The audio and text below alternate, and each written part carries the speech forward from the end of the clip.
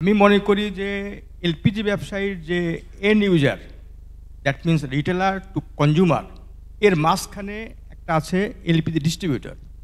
LPG ব্যবসায়ী যারা operator এবং ডিস্ট্রিবিউটর, এদের মধ্যে যারা ডিস্ট্রিবিউটর আছে এদের কোনো প্রাধান্য নাই।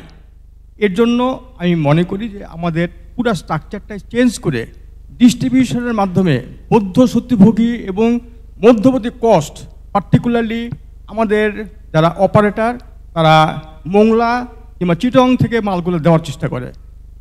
পার্টিকুলার নর্থ বেঙ্গলের মালটা দেওয়া হয় মোংলা থেকে, একটা খালি বোতল মোংলাতে যায়, সেই খালি বোতল ভর্তি হয়ে আসে, 60 টাকা লাগে একটা বোতল কস্টিং।